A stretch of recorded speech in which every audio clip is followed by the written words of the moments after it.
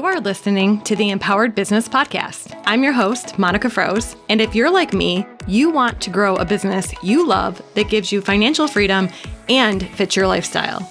Every week, you'll get strategy and unfiltered opinions from me and other successful business owners that will inspire you to make big moves in your business. When we work together, we not only grow faster, we also amplify each other's voices. Are you ready to build your business on your terms? Let's jump in. Hello. I am excited to be back for the third episode in our 4-part series all about creating a profitable digital product shop. Today, we're going to be talking about one of my favorite topics because it involves analyzing numbers, which I know you may have just groaned and you're thinking, that sounds absolutely terrible, Monica. But I promise, even if you don't like numbers, I think I'm going to change your mind. I have a saying that I use with my clients all the time, and it goes something like this.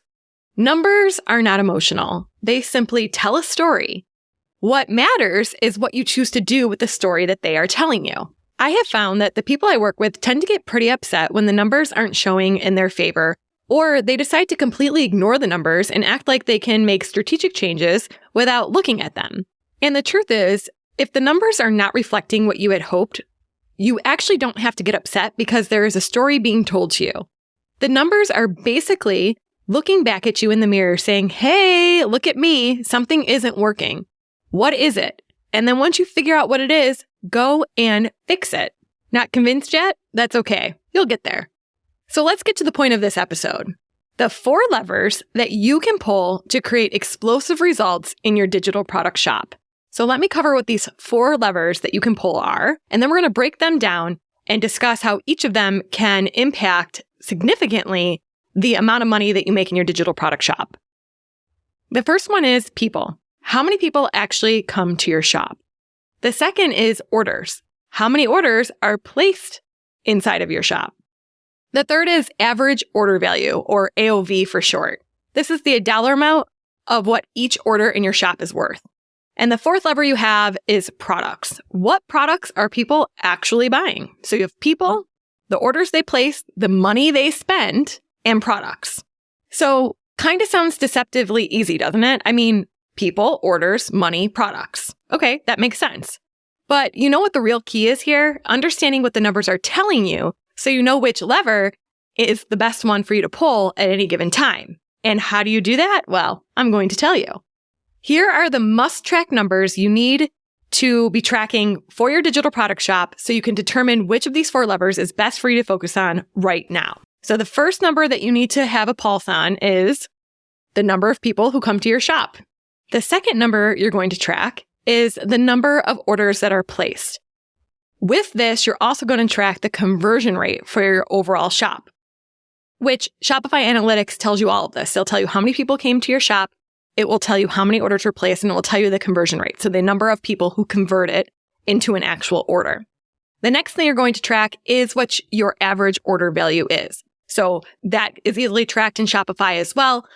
Average order value is the sum of all of the orders that were placed divided by the number of orders. That gives you your average order value. That tells you basically what a person coming to your shop is worth on average.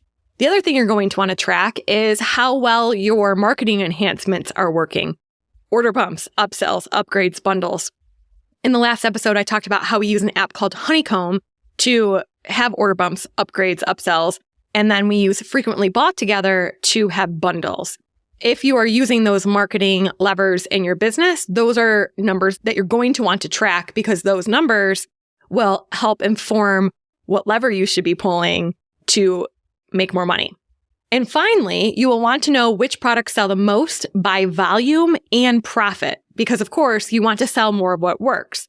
I use an app called Data Export, which I'll link to in the show notes, to pull a report called Sales by Product. It's one of the reports I live and breathe by.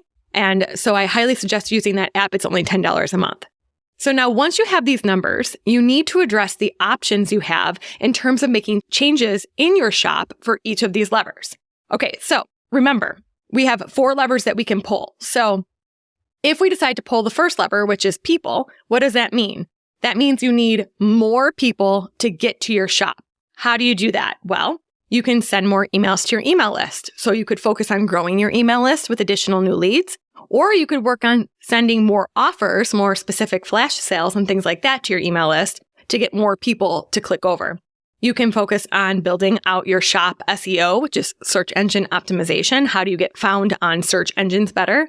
And one of my favorite way to get more people into our shop is by using our affiliate network. That's when you have a network of people who recommend your shop products to their audience and they get a commission for it. I talked in the last episode about how we use GoAF Pro, which is a Shopify app, to execute on that.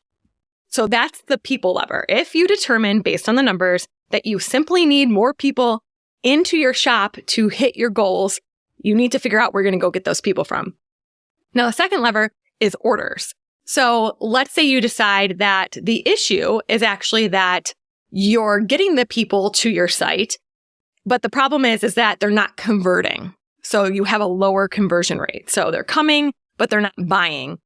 What do you have to do? Well, in that case, you would want to work on updating your product listing because something is preventing them from taking action. So are the descriptions accurate? Are they compelling?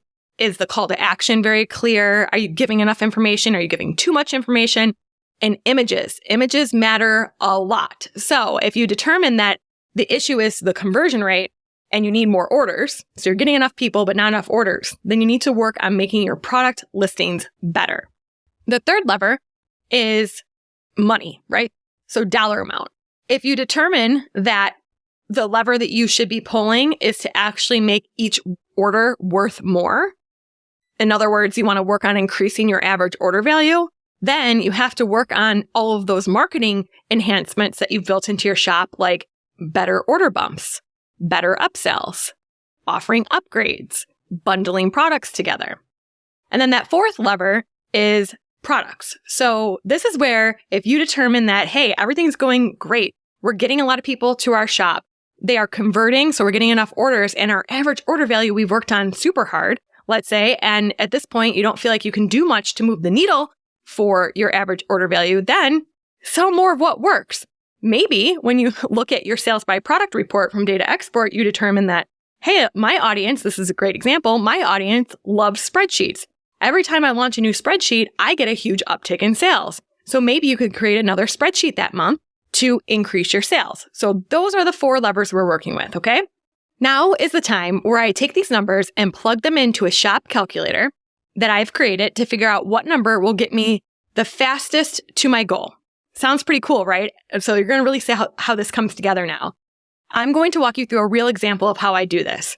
There's two separate lines of math that I do. Okay, the first one is the number of people who come to my shop times the conversion rate. These are numbers that you pull from Shopify. So number of people who came to your shop, what they converted at equals the number of orders. Okay, that's the equation. But all of those numbers are actually given to you by Shopify. But I use a calculator in a spreadsheet so I can play with these numbers and determine what the best lever is. So once I have my number of orders, then I take my average order value and I times it by that number of orders that I've just figured out. And that's going to equal my total revenue. So if you're lost, I'm going to break this down for you and actually pull up my spreadsheet and walk you through these numbers. So the first thing I'm going to do, these are actual numbers from 1 month in my shop. So in this scenario, I had 8,900 people come to my shop. That's what Shopify told me. Shopify told me that those 8,900 people converted at 6.12%. So in my fancy calculator, I plug in 8,900 times 6.12%, and it tells me that I got 545 orders. I compared that. That is accurate math. That's exactly what Shopify reported back to me. Now, I am going to take my average order value. So I did this in a month container. For that month, what was my average order value? Again, that's given to you in Shopify Analytics.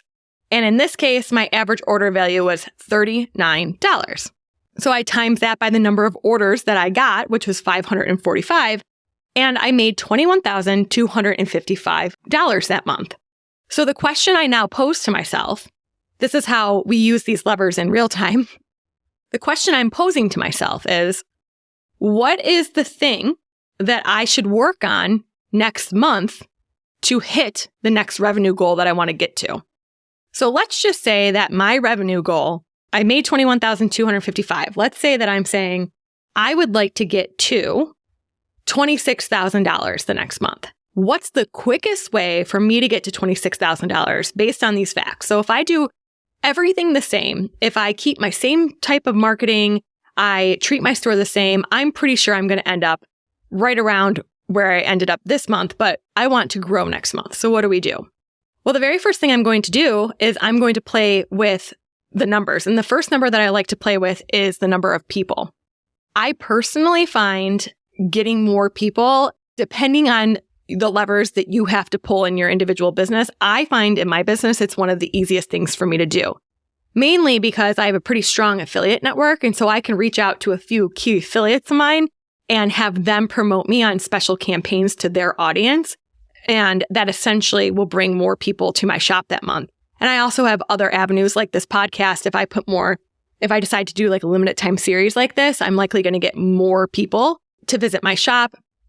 Or I could there's a lot of, I find personally, again, that it can be a lot easier to get more people. But let's just do the math. Let's see what the math tells us. So in this scenario, I had 8,900 people. And I want to say, okay, I think I can get 11,000 people this month. Now, let's just say I get 11,000 people. I'm plugging this into my spreadsheet. And I'm not going to change anything about the product listings. I'm not going to try to work on the conversion rate. I'm just going to leave the conversion rate the same, which is 6.12%.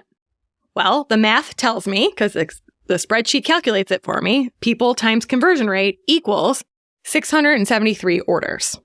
Okay, so now I'm going to plug in on the next line, 673 orders, and I'm going to leave my average order value the same, which was $39. So $39 average order value times 673 orders equals $26,247. Oh, okay. More people can definitely get me to that goal.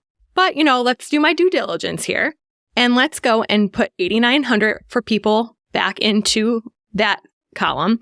And let's just say, hey, maybe if I work on enhancing the product listings of the products I'm going to send them to, maybe I can get my conversion rate up to 7%. Well, that would mean I got 623 orders. And so when I go 623 times 39, $24,297. So I'm thinking, increasing your conversion rate is honestly, in my opinion, a lot harder of a thing to do than getting more people. Now, I think everything here works hand in hand, and at different points, you should have focuses on different levers. But I'm looking for the most immediate one that I can impact right now based on numbers to get to my goal. Okay, so the very last thing then we have to figure out is, right now I'm leaning towards people, but let's go in with 8,900 people, go back to the original conversion rate of 6.12%, which puts us back to 545 orders. And I'm going to say, well, what if I can increase my average order value to $45? I mean, I could come up with a better upsell. I could raise the price of one of my products. Like, there's a lot of things you can do to try to encourage people to place more in their cart, in essence, increasing your average order value. When I plug that in, a bump of $6, so $45 times 545, it brings me to 24,525 people. So what I'm telling you is, based on this math, the math I'm working, for me, it would make most sense for me to focus on trying to get more people to my shop next month and not worry as much about the conversion rate or keeping what they're spending the same. That would get me to my $26,000 goal easier. So now that I've determined that the main lever that I'm going to work on for my next month, what do I do now? Well, now it's time to build the marketing calendar for the next month. This is where I'm going to determine exactly what sales I'm going to run to my email list, what affiliates I'm going to engage, and what enhancements I need to make to my shop for success. So the very first thing I do, which I just did already, was I plug my numbers into our lever calculator. Did that. Then I choose what lever to work on. I've determined that people is the number one thing I should be working on right now. The next thing I'm going to ask myself is, what sold well last month? And I use that sales by product report that I pulled from Data Export to determine that. Because if something performed really well, you obviously want to leverage what's working well. So then I ask myself, what sells well that I have not sold in a while? So I leverage that same sales by product report, but I pull it going back 12 months, because what I want to look at is what works really well that I haven't promoted in a while.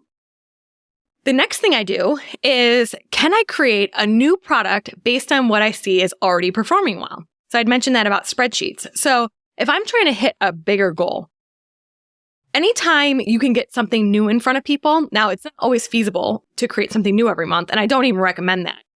But that is a question you should be asking yourself. If you're seeing a trend in your shop, you're seeing a certain type of product that is getting a lot of momentum, you should consider what other product opportunities are around that. Now, the next thing I ask myself is, how do the landing pages convert? So I want to make sure that if I am proactively promoting a product, that I've done my due diligence to make sure the product listing is as good as possible. So even though I know going into the next month that I've determined that my number one objective is to get more people to my shop, and I know that the way I'm going to do that is I'm going to leverage my affiliate network the following month, I still want to make sure that the products I'm sending people to are converting well. So there is a report, which I'm actually going to pull up here and give you real numbers. There is a report you can get from Shopify, and it's called Sales by Landing Page. I love this report. So let's just use this as an example. Let's say that I am looking at my sales by product report and I notice, hey, the Empowered Business Box, that's a collection of 6 of our best toolboxes. That has made us a lot of money, and I have not promoted it in a while. So, that is a really great product to put in front of my affiliates to meet my number one lever, right? To get more people to my shop. But when I pull up this report, I see that the overall page, so the product listing itself, converts at 5.69%. So what does that mean? Out of the people who land on that product listing, only 5.69% of them go on to place an order. But as I'm looking at other products on this report, I see that some of my products are converting upwards of 15%. So that tells me if I'm going to be sending more people to my shop, I want to give them the best opportunity to convert at the highest rate possible. Why not? So at that point, I would pull up the Empowered Business Box listing and I would look at it objectively. I would ask myself, is it clear? Is the transformation clear? Is there information that's missing? Do I have too much information there? Are the product images clear and crisp? Are they engaging? Do I have testimonials on this listing? And the other thing I would do is I use a software called Hotjar. It's a user behavior software. It's installed on my shop. And you can actually watch videos of people who are using specific pages on your shop. So I would actually watch people who are on the Empowered Business Box listing, and I would try to get a feel for what was confusing them and make that listing better. So the next thing I do after that is I look at how the emails that I've already sent for that product converted. So I'm a big believer in work smarter, not harder, and we certainly repurpose a lot of our emails. However, if the emails we've already sent on this product didn't have a great conversion rate, I'm not going to repurpose emails that didn't do well. So I'm always going to be looking at how well did the previous emails convert, what can I take and repurpose, and what can I improve on. Then I also look at how my different marketing triggers worked, such as honeycomb. So that is order bumps, upgrades, and upsells. I want to see, let's take the Empowered Business Box, for example. I am going to go see if the order bump and the upsell that I have attached to that converted. Because if it didn't, that tells me I picked the wrong product for the order bump or the wrong product from the upsell. And I'm going to change that out before I run another flash sale to it or before I drive more affiliates to it. I also look at how the Frequently Bought Together app performs. That's the app that is product bundles at the bottom of my product listing. So it essentially tells people, hey, if you're going to buy this, you might be interested in buying these 2 things too. And if you click add to cart, it adds all 3 of them to the cart. And then once I have determined all of this and I have systematically worked my way through the different levers that I have to pull in my business, and I've developed my marketing campaign, I do 2 things. One, we keep our email marketing calendar via Google. So we have a separate calendar that our whole team can see, and it's called our promo calendar. And it gives us a really nice holistic view of what's going on that month, what emails need to be sent. The other thing I would do from there is I would take what I've decided to execute that month, and I would put it in Asana. So we use Asana, that's our project management system. And I use a card and I break it down by week. And I essentially call out on every single day exactly what emails are going to be sent. And if we're running affiliate promotions, I mark that down. So we have this holistic view of what is going on in our business in terms of marketing. So as you can see, I really love numbers and the stories that numbers tell us. I think it's one of my superpowers to be able to break down an overwhelming amount of data and make it digestible and, more important, usable. So if you want to work with me on your digital product shop, I would love for you to join me the week of March 20th inside of the Digital Shop Accelerator. Simplify your sales for more profit. This is a free week-long event, and it's a combination of a short and impactful audio drops and an interactive live training with me. You can sign up at digitalshopexperience.com/training, and this link will also be in the show notes, of course. Easy access. Now, during this week-long free event, we're going to be diving into things like how to make the mindset shift from free to paid, or content creator to e-commerce shop owner who provides value through selling. So we're going to talk a lot about how selling is actually serving. Then we're going to talk about the real power of having a centralized call to action in your business. That would be your shop, and the transformation that you will see when you make this shift in your own business. I'll show you how one low-priced product can turn into a multi-$100 sale. That's right, $9 turn into $100. I think anyone would take that any day of the week. And then we'll do a live interactive demonstration on how you can leverage all of your hard work over the years at scale using a digital shop model. So if you're in, head on over to digitalshopexperience.com/training and sign up. Tune in again next week for a very special episode with a client of mine who used my shop strategies to start and grow her own digital product shop. It's really going to be a good one, and I think you're going to enjoy it. So I'll see you back here next week. Thanks for tuning in to another episode of the Empowered Business Podcast. I just launched a brand new subscribers-only podcast called Monica's Soapbox. It's a nice supplement to what I share with you each week here. Monica's Soapbox is more laid back, where you'll get unscripted behind-the-scenes updates on my business and the industry. Head on over to empoweredbusiness.co/soapbox to sign up. See you here again next week.